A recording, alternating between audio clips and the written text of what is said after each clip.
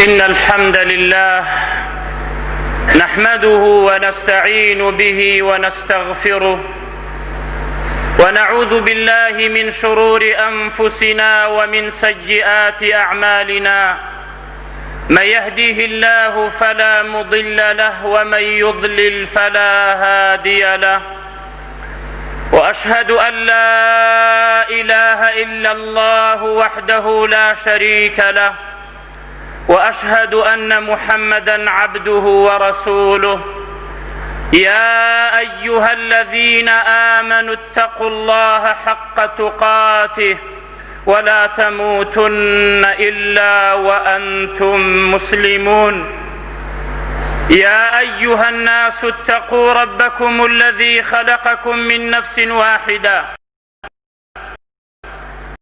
وخلق منها زوجها وبث منهما رجالا كثيرا ونساء. واتقوا الله الذي تساءلون به والأرحام إن الله كان عليكم رقيبا. يا أيها الذين آمنوا اتقوا الله وقولوا قولا سديدا يصلح لكم أعمالكم ويغفر لكم ذنوبكم، ومن يطع الله ورسوله فقد فاز فوزا عظيما. أما بعد، فإن أصدق الحديث كلام الله، وأحسن الهدي هدي محمد صلى الله عليه وسلم، وشر الأمور محدثاتها، وكل محدثة بدعة، وكل بدعة ضلالة، وكل ضلالة في النار. أما بعد، بەردەوامین لە باسکردنی سەحابەکانی پێغەمبەر صلی الله عليه وسلم ئەوە بوو باسی ئیمامی عومەرمان کرد، عومەری کوڕی خەتاب کە لە پێشی ئیسلاما چۆن بوو، کە کاتێ مسلمان بوو چۆن بوو، فەضلی ئیمامی عومەر چی بوو. بەڵام لەم هەفتەیەدا تۆزێ باسی خلافەتی ئیمامی عومەر ئەکەین بۆ ئەو کەسانەی کە مەسئولن لە هەموو شوێنێکە، بۆ ئەوەی جاربەجار ئاوڕێ لە عومەر بدەنەوە، بزانن حاڵی عومەر چۆنە لە کاتی خلافەتە. لقد كان في قصصهم عبرة لأولي الألباب ما كان حديثا يفترى ولكن تصديق الذي بين يديه وتفصيل كل شيء وهدى ورحمة لقوم يؤمنون. بەڵێ لە قسەی ئەو پیاوچاکانە عیبرەتی تایە، دەرزی تیا هەیە. ئێمەی مسلمان دائیمەن لە پێش چاومان بێت. ئیمامی عومەر کاتێ ئیمامی ئەبوو بەکر لە کاتی نەخۆشیەکەیدا سەریان لێ ئەدا و ئەیانوت ئێمە واتی ئەگەین ئەی خەلیفەی پێغەمبەری خوا صلی الله عليه وسلم کە پێت خۆشە لە دوای خۆت عومەر بکەی بە ئەمیر المؤمنین، تۆ وا بۆ لای خوای گەورە ئەڕۆی، چی ئەڵێی بەخواکەت ئەی ئەبوو بەکر؟ ئەبوو بەکریش ئەی فەرموو کاتی ئەچمە لای خوای گەورە و میهرەبان، بەخوای گەورە و میهرەبان ئەفەرمم ولیت عەلەیهم خەیڕەهم، یا ربی خوایە هەرچەندێ چاوم گێژدا لە عومەر باشترم دەست نەکەوت لە دوای خۆم بیکەم بە ئەمیر المؤمنین. ئیمامی عومەر ئەو سەحابانە وەکو عەبدوڵای کوڕی مەسعود ئەفەرمێ و ئیمامی بەغەوی باسیەکە ئەفەرمێت من كان منكم مستنا فليستن بمن قد مات فإن الحي لا تؤمن عليه الفتنة. أولئك أصحاب رسول الله صلى الله عليه وسلم، كانوا والله أفضل هذه الأمة وأبرها قلوبا وأعمقها علما وأقلها تكلفا، فاعرف لهم فضلهم واتبعوهم في آثارهم وتمسكوا بما استطعتم من أخلاقهم ودينهم فإنهم كانوا على الهدي المستقيم. هول بدين شون كوتوي أو صحابان بين كاتي إمامي عمر ئەبێ بە خەلیفەی مسلمانان 10 ساڵ و 6 مانگ ئەبێ بە خەلیفە. بەڵام ئیمامی عومەر باسی تەواو نابێت لە خوتبە و دوو خوتبەیە، مەعزیرەتەن بۆ لای خوای گەورە. ئیمامی عومەر دائیمەن ئەو ئایەتە لە پێش شاوی بوو کە خوای گەورە و میهرەبان لە سوورەتی نیسادا ئەفەرمێت: إن الله يأمركم أن تؤدوا الأمانات إلى أهلها وإذا حكمتم بين الناس أن تحكموا بالعدل إن الله نعم ما يعظكم به إن الله كان سميعا بصيرا. أما بولاتي أمورا خصوصا أو كساني كوا ولي أمر مسلمانا ومسؤولة لسريان وكو پیغمبر صلى الله عليه وسلم أفرميت: إن الله مع الحاكم ما لم يجر. خواهي گەورە و میهرەبان بە بەردەوامی لەگەڵ حاکمایە هەتا وەکو ظلم نەکا. أفرميت: فإذا جار وكله إلى نفسي. ئەگەر ئەو حاکمە ظلم بکات خواهی گەورە و میهرەبان تەسمیلی نفسی خۆی ئەکات، بەرەو خراپەی ئەبات. ئیمامی عومەر، عدلی ئیمامی عومەر وەهابوو وەکو لە ئەثەرا هاتووە ئەڵێن: عدل يوم كعبادة 40 سنة. حاکم ئەگەر عەدالەت بێت ڕۆژێکی عیبادەتی ئەو حاکمە بە گوێرەی 40 ساڵی غەیری خۆیەتی، و ئەگەر زوڵم بکاو و ئەگەر خەڵکی عەزیەت بدا و چاوانە نەبێت کە لە ژێر دەسیاتە، ئەو شتاوانەکەی گەورەیە. باسی ئەو زاهیدە ئەکەین، باسی ئەو لە خواترسا ئەکەین، باسی ئەو متەقیە ئەکەین، باسی ئەو عابیدە ئەکەین، باسی ئەو عادلە ئەکەین. چۆن ناوی عەدالەت بێت ئیمامی عومەر ئەبێ لە پێش چاوت بێت و بڕۆ. ئیمامی عومەر 10 ساڵ و 6 مانگ خلافەتی کرد، کەسێک نەبوو بڵێ ئەی عومەر بۆ ئەمە وا ناکەی ئەوە واکەی. ئیمامی عومەر ئەو عومەرە بوو کە ئەی فەرموو: وەڵڵاهی ئەگەر بزانم لە پاڵ لە قەراغ هەچ بەحرێکدا کارە کۆرپەیەک مردارەوە بێت ئەترسم خوای گەورە و میهرەبان لە قیامەت پێم بڵێ عومەر ئاگات لێ نەبوو ئەو کارە مردارەوە بوو لەوێ. ئەگەر هوشترێک بە شوێنێکا بڕوا ڕێی نەبێ و گوم بێت ئەترسم خوای گەورە و میهرەبان پرسیارم لێ بکا بڵێ عومەر بۆ ڕێت بوو ئەو هوشترە نەکردەوە. ئیمامی عومەر ڕەزا و ڕەحمەتی خوای لێ بێت ئەو ئافرەتە ئەو پیرێژنە کۆرە و ئیمامی ئەبوو بەکر دوای نوێژی بەیانی ئەڕۆیشت بۆ ماڵیان. ئیمامی عومەر دوای ئەکەوت، بەڵام کاتێ وەفاتی کرد شوێنی ئەبوو بەکری گردەوە. تەڵحە ئەفەرمێت لە دوای نوێژی عیشا شەوان ئەکەوتمە دوای عومەر بزانم عەیب و عاری عومەر چییە. سەیرەکەم شەوان خۆی ئەکاتە ماڵێکە هەرتاکو درەنگێک. ئیمامی عومەر دەرئەچێ و خۆم کردە ماڵەکەیە، سەیرەکەم پیرێژنێکی کۆرە و دانیشتووە. وتم ئەوە ئەو پیاوە تێبوو ئەیرە چیت بۆ ئەکا؟ وتی وەڵڵاهی ناو ماڵەکەم بۆ گزک ئەدا و جلوبەرگم بۆ حازر ئەکا و خواردنم بۆ حازر ئەکات. ئەو شەی فەرموو خوڕ بەسەرت تەڵحە. دوای عەیبەکانی عومەر ئەکەوی. ئیمامی عومەر ئاوا جێ ئیمامی ئەبوو بەکری گردو بۆ بە بەردەوامی هەتا وەکو ئەو پیرێژنە وەفاتەکە گشت دوای عیشایە ئەچێ سەری لێ ئەدا. کێ؟ ئەمیر المؤمنین عەبدوڵای کوڕی مەسعودە فەرمێ قەسەم بەخوا دژداشەکەی 4 پینەی پێوە بوو. هەندێ جار بۆ ئەوەی نەفسی خۆی بشتێنێت نیوە فەردە پشقلی هەڵەگرد و لەبان شانی لە ناو بازار گێژیە خوارد. ئەیانوت یا عومەر بۆ واکەی؟ ئەی فەرموون ئەعجەبەتنی نەفسی، بەخوا خۆم بە نەفسی خۆم تەعەجوبم هات، حەزم کرد زەلیلی بکەم، نەفسی خۆم بشکێنم. ئیمامی عومەر ئەچێتە بازار سەیرەکە، عەبدوڵای کوڕی وەستاوە و حوشترێکی پێیە. حوشترەکە زۆر تێرە و زۆر قەڵەوە. ئەو شەڵێ ئەی عەبدوڵڵا ئەمەد لەکوێ بوو؟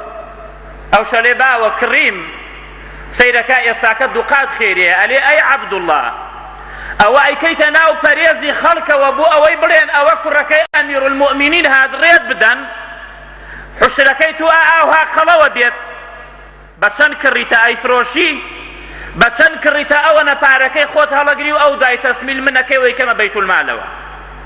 ئیمامی عومەر ڕەزا و ڕەحمەتی خوای لێ بێت عەدلی ئاوها بوو، بۆیە شەوان ئەغڵەب شەوان دەرئەچوو لە کاتی خلافەتیان خەوی نەبوو، شەوێکیان دەرئەچێت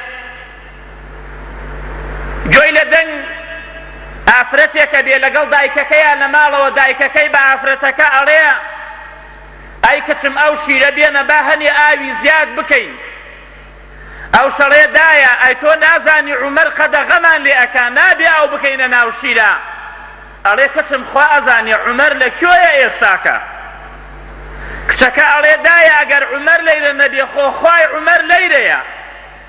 ئیمامی عومەر دەستەکا بە گریان، بەیانی ئەڕوا ئەدا لە قاپیەکە و ئیزن وەرەگرێ و ئەڵێ من هاتووم بۆ داوای ئەو کچەت بۆ یەکێ لە کوڕەکانم. ئەیدەنێ مارەی ئەکا بۆ کوڕێکی، کچێکیان لێ ئەبێت، ئەو کچەی شو ئەکات کە شو ئەکات مناڵێکیان ئەبێت ناوی ئەنەن عومەری کوڕی عەبدولعەزیز.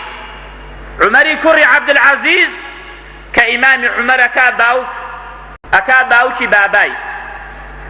ئاوا خلافەتی ئیمام عومەر ئەگەڕێنێتەوە، لەناو بازارە ڕێ ئەکرد، نەسیحەتی قبوڵ ئەکرد، بۆیە ئافرەتێ پێی ئەبینێ پێی ئەڵێ ئەی عومەر تۆ لە وەختی خۆیدا عومەیر بووی، ئێستاکە بوویتە عومەر و ئێستاکە بوویتە ئەمیرولموئمینین، لەخوا بترسە ئەی عومەر.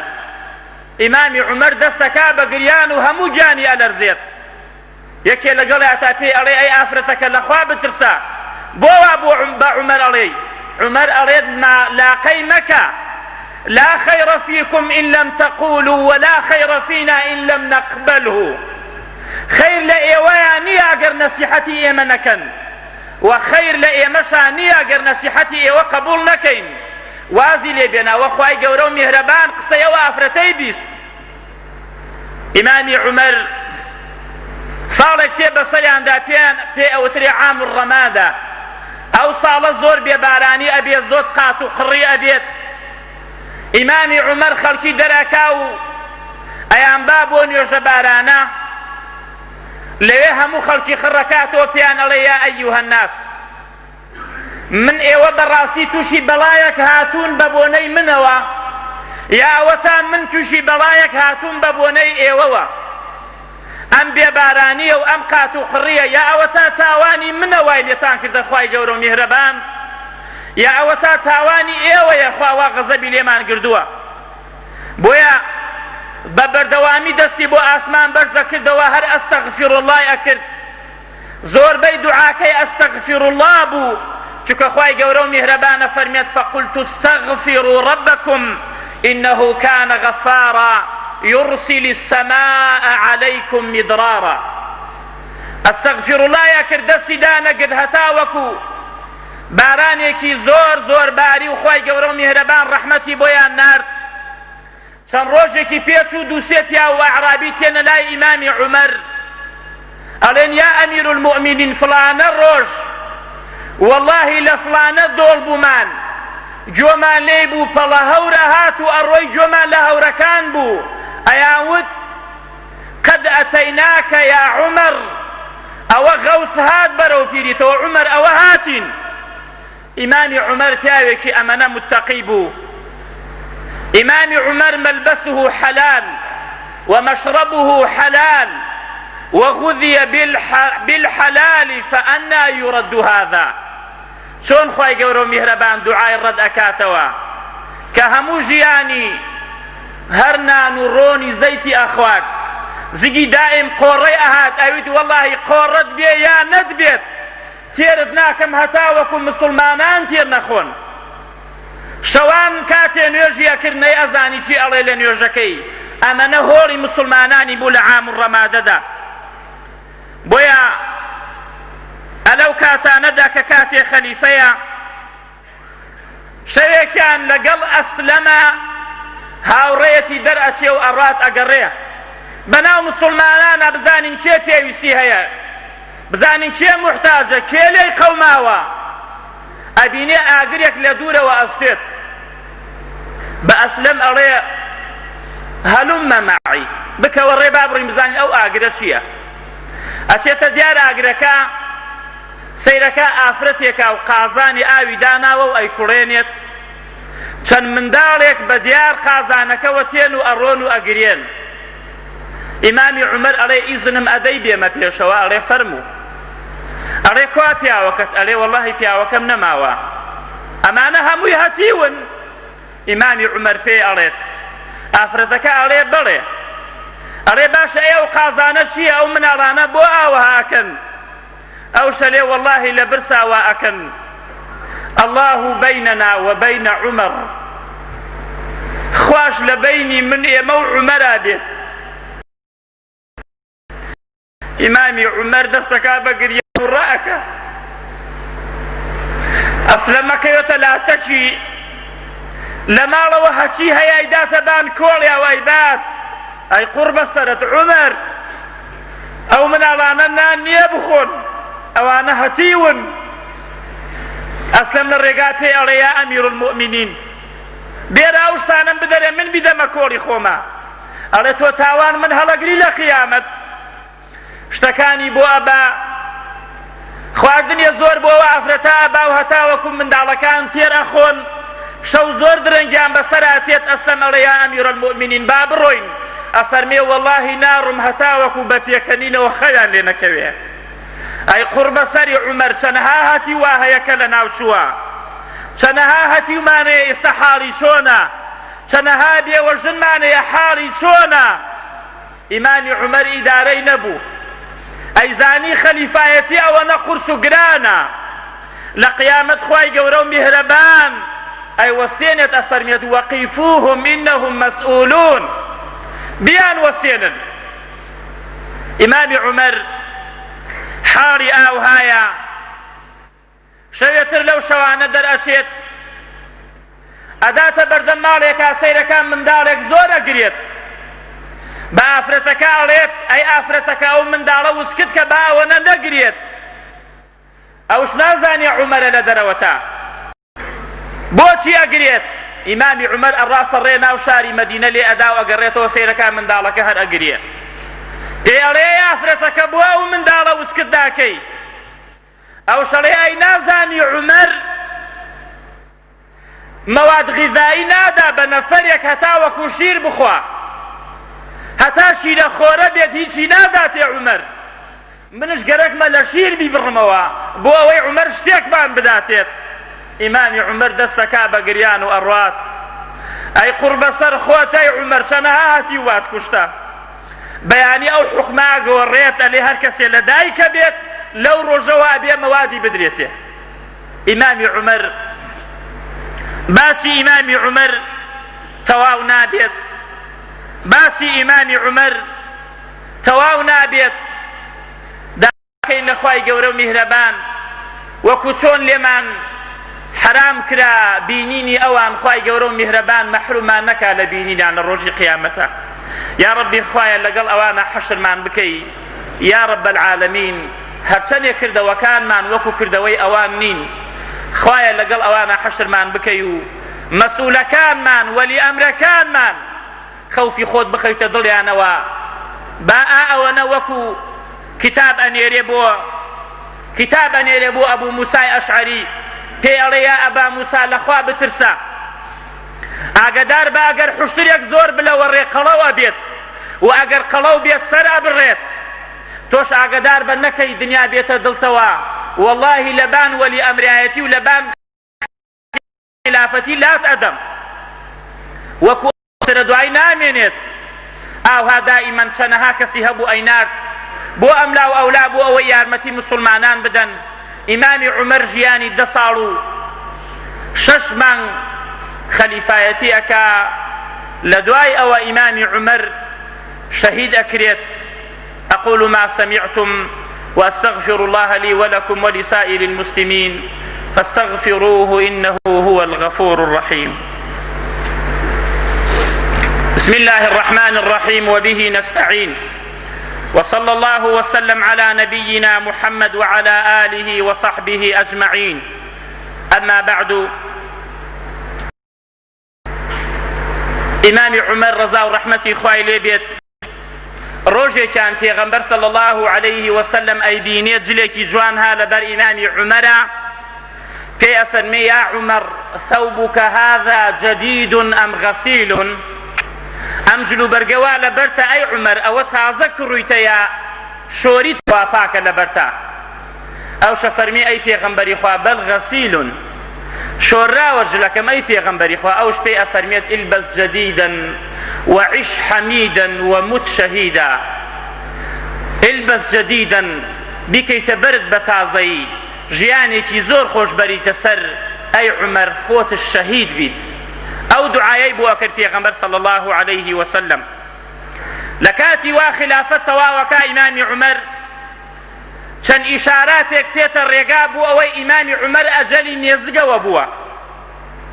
یەکێ لەو ئیشارەتانە کاتێ ئەچێ بۆ حەجی ماڵی خوای گەورە، لە حەج تەواوە بێ و لە کاتی مینا کە لە مینا تەواو ئەبێ و ئەگەڕێتەوە بۆ ناو مەکەدا، ئەلەوێدا دائەنشێت، دەست بەرزەکاتەوە بۆ ئاسمان و ئەڕێت اللهم كبرت سني وضعفت قوتي وانتشرت رعيتي فاقبضني إليك غير مفرط غير مضيع ولا مفرط.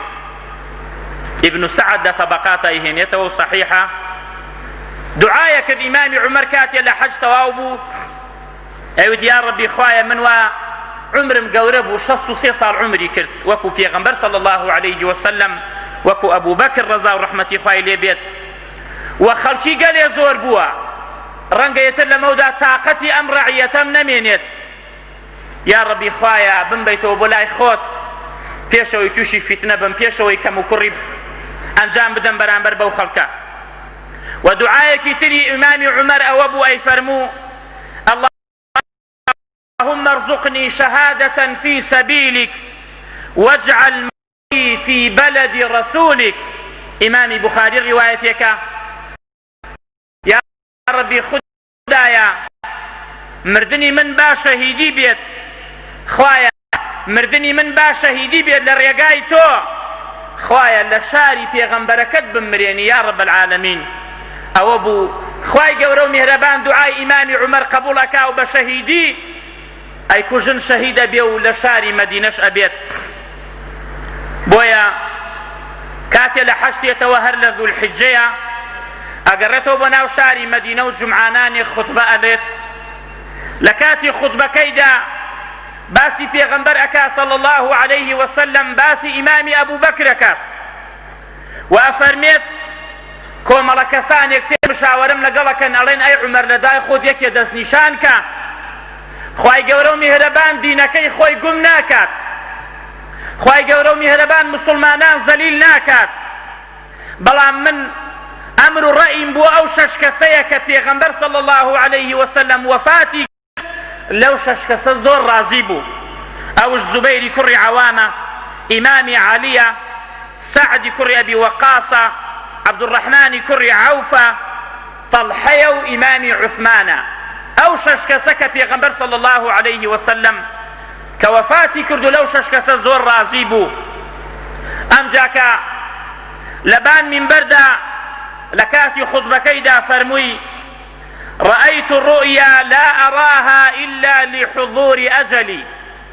من خەوێکم بینیوە ئەم شەو هەرچەندێ خەوەکەم لە یەک ئەدەمەوە ئەوەنەی لێ تێگەم کە ئەجەلم نێزگەوە.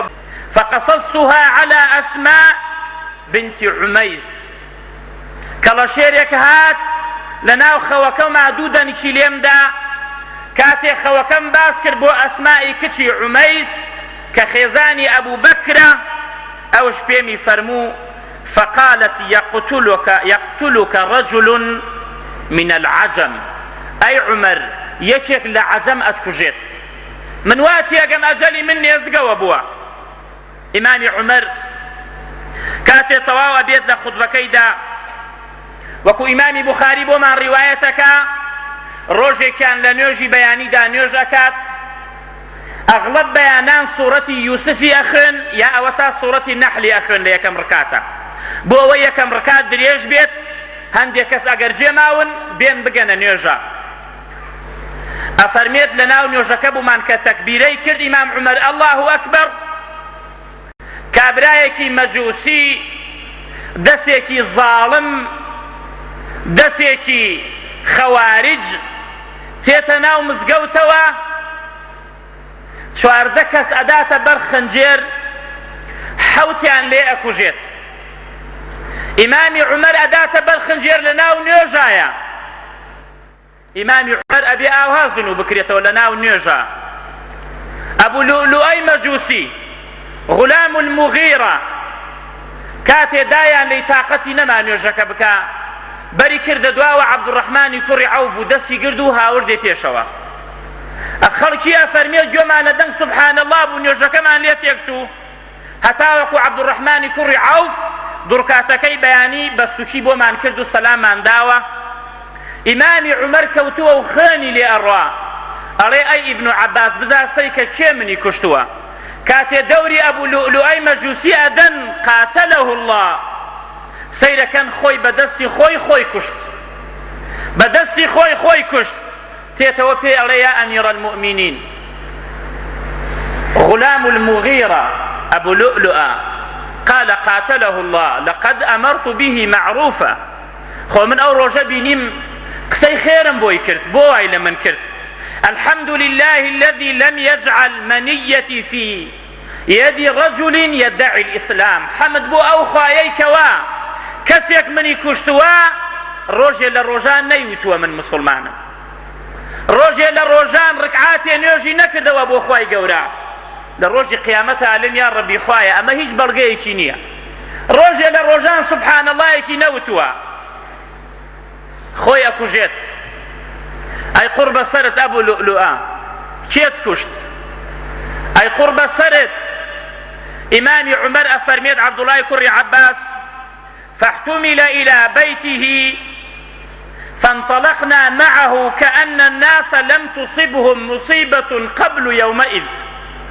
همو شاری مدینە وایان زانی گەورەترین موسیبەت ئەمەیە قەت موسیبەتی وا تووشیان نەبووە 10 ساڵ خەلیفەی مسلمانان بە عەدل و دارپەروەریت ئاوها بێت هەموو خەڵکی لێت ڕازی بێت ئێستاکە بیدەنە بەر خەنجێر و بیکوژن ئەبێ حاڵی مسلمانان چۆن بێت ئەفەرمێت فكنا نزوره فقائل يقول لا بأس وقائل يقول أخاف عليه فأوتي بنبيذ فشربه فخرج من جوفه ثم أوتي بلبن فشربه فخرج من جرحه فعلموا أنه قد مات فقالوا يا أمير المؤمنين أوصي کاتێ خورمایان بۆی ئەهاورد لەگەڵ ئاوە ئەیاندا پێی یەک هەڵی ڕشانەوە ئیمامی عومەر شیران ئەدا پێی لە شوێن زاماریەکەیەوە شیرەکەی دەرئەچوو ئەو دکتۆرانە کە لە دیاری بوون زانیان ئیمامی عومەر و شەهید ئەبێ و وەفات ئەکا وتیان ئەی ئەمیر المؤمنین وەسیەت بکە ئەوش حاڵەکەی خۆی زانی بۆیە عولەما ئەفەرمون ئەگەر کەسێ لە کاتی سەرەمەرگا بوو دکتۆر ئیزنی دابوو حاڵەکەی لە کاتی سەرەمەرگا بوو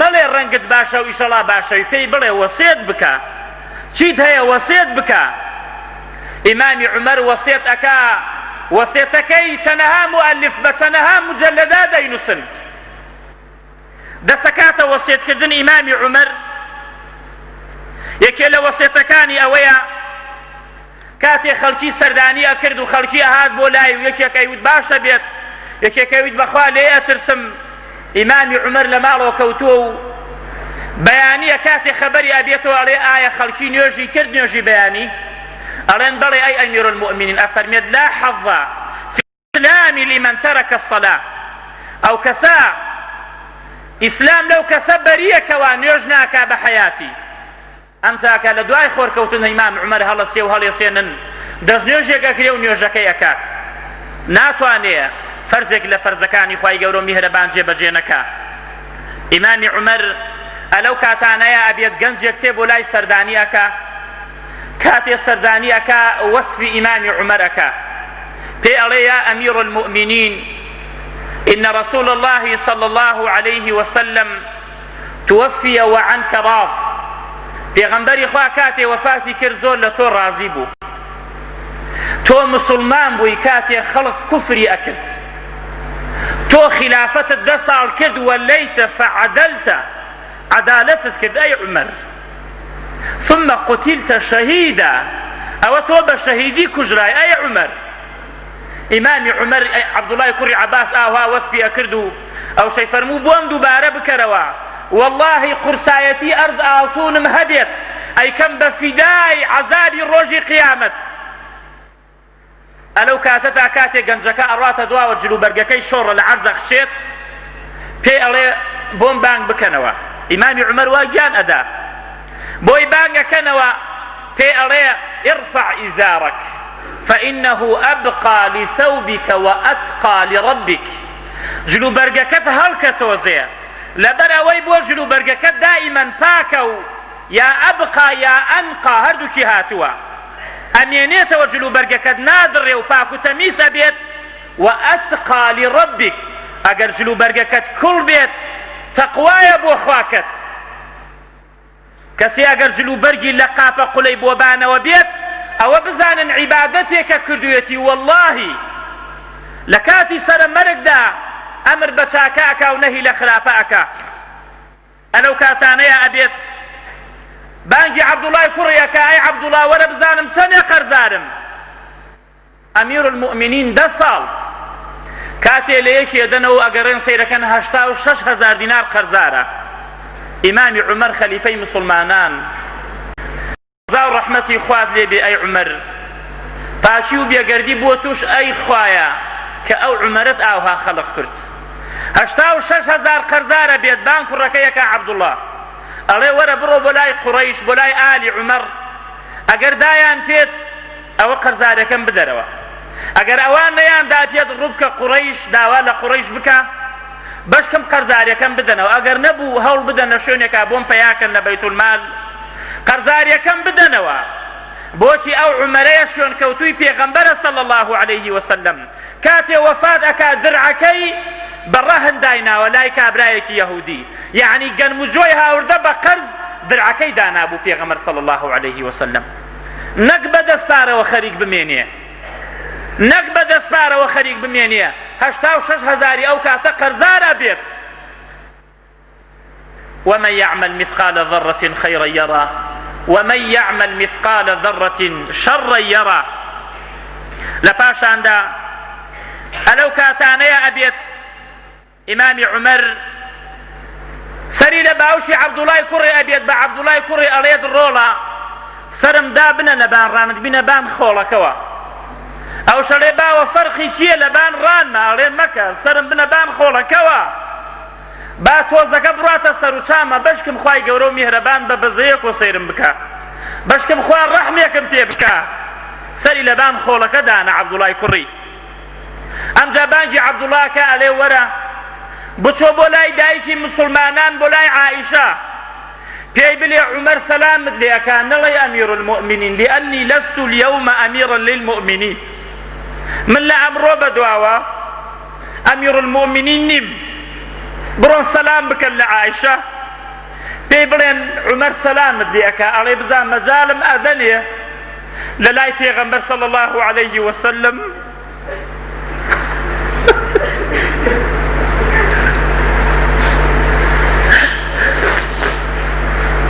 عەبدوڵای کوڕی ئەفەرمێت کاتێ چوومە لای عائیشە ئیزن و وەرگرد و سەیرەکەم دانیشتە و ئەگرێت وتم عومەر سەلامت لێ ئەکا ئەڵێ بزا ئیزنم ئەدەی لە لای هەردوو هاوڕێکەم بمنن عائیشە ئەفەرمێت وەڵڵاهی ئەو شوێنەم بۆ خۆم دانابوو بەڵام عومەر زۆر عەزیزە لە لای من عومەر زۆر خۆشەویستە لە لای من مبارەکی عومەر بێت ئیمامی عومەر وا لەسەر مەرگایە و خەڵک دیاری هەموو شاری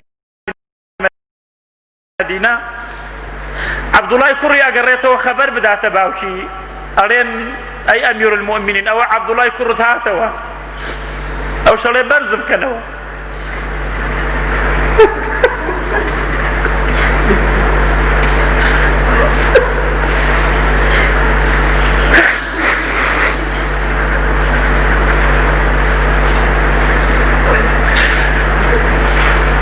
کاتێ بەرزی ئەکەنەوە ئەڵێ بڵێ کوڕم چیت پێیە ئەلێ ئەی باوەگیان ئەوەیە کەوا تۆ پێت خۆشە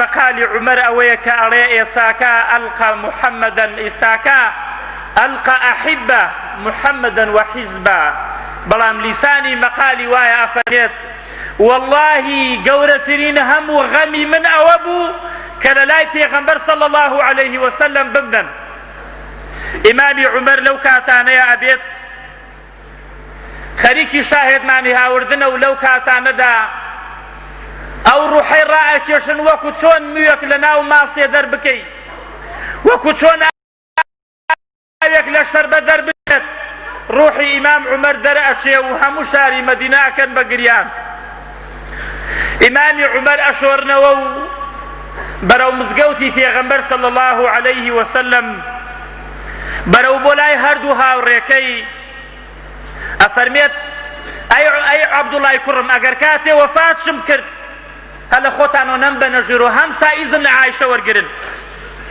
ئەفەرمێت ئیزنمان لە عایشە وەرگرد و هاوردمانە ژوورەوە قەبریان بۆی هەڵکەن لە لای پێغەمبەر صلی الله عليه وسلم ئەلەو کاتانەیە بوو خۆڵیانە کرد دەبان ئیمامی عومەرە ڕەزا و ڕەحمەتی خوای لێ بێت عەبدوڵای کوڕی عەباس ئەفەرمێت من وەستا بووم پیاوێک زنجی هاوردووە بانشانم ڕیشی شۆڕۆ بوو بەیرەما ئەی فەرموو رحمك الله عمر إن كنت لأرجو أن يجعلك الله مع صاحبيك رحمتي خوات لي بأي عمر والله من زور أميد رجام وابو دائما لا يهردوها وركت بدنا لأني كنت كثيرا ما كنت أسمع رسول الله صلى الله عليه وسلم يقول كنت وأبو بكر وعمر وفعلت وأبو بكر وعمر وانطلقت وأبو بكر وعمر قال فالتفت فإذا هو علي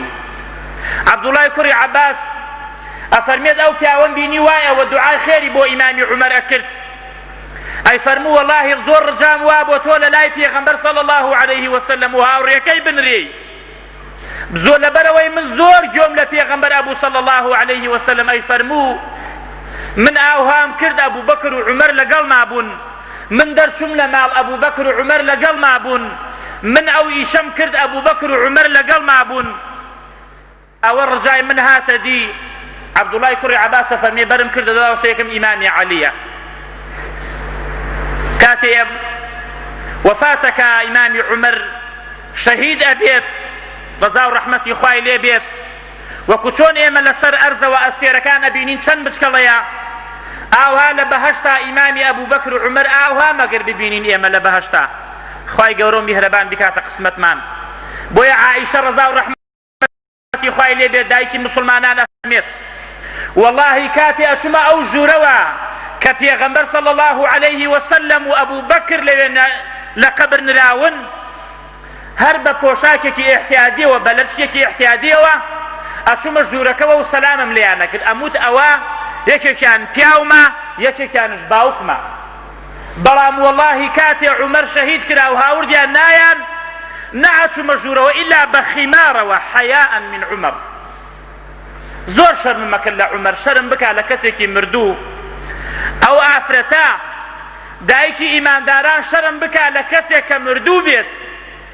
أي كوا مسلماناني إستا كوا أو آفرتاني إستا خو أو خلقا نمردو والا خويانكا خواهي قورو مهربان داوای لیەکەین بە ناوە جوانەکانی و بە صفاتە بەرزەکانی یا ربی خوایە شیفای نەخۆشەکانمان بنێری یا ربی خودایە ئەوەی خێری ئێمەی گەرەکە و مسلمانان و ئیسلامی گەرەکە وڵاتەکەمانی گەرەکە یا ربی خوایە بیبەیتە ملی خێرە یا ربی خودایە ئەوەی شەڕمانی گەرەکە و شەڕی وڵاتەکەمانی گەرەکە و شەڕی مسلمانانی گەرەکە خوایە شەڕی خۆی بکەی بە گژی خۆیدا. یا ربی خدایە ئەوەی منداڵی نییە منداڵی بدەیتێ. یا ربی خدایە ئەوەی قەرزارە خوایە قەرزاریەکەی بۆ ئادا بکەی. یا ربی خدایە گەنجەکانمان سەلامەت بکەی. خوایە پیرەکانمان ئاخر خێر بکەی. خدایە ڕەحم لە مردوەکانمان بکەی، بەڕەحم و بەزی خۆت ڕەحممان پێ بکەی یا رب العالمین. خوایە دەسەڵاتدارەکانمان مەسئولەکانمان زۆر جاوا بکەن ئاور لە ئیمامی عومەر بدەنەوە بزانین حاڵی عومەر چۆنە و تۆزێ دڵیان بەو خەڵکە بستێت یا رب العالمين. إن الله وملائكته يصلون على النبي يا أيها الذين آمنوا صلوا عليه وسلموا تسليما. اللهم صل على محمد وعلى آل محمد كما صليت على إبراهيم وعلى آل إبراهيم في العالمين إنك حميد مجيد. سبحانك اللهم وبحمدك أشهد أن لا إله إلا أنت أستغفرك وأتوب إليك.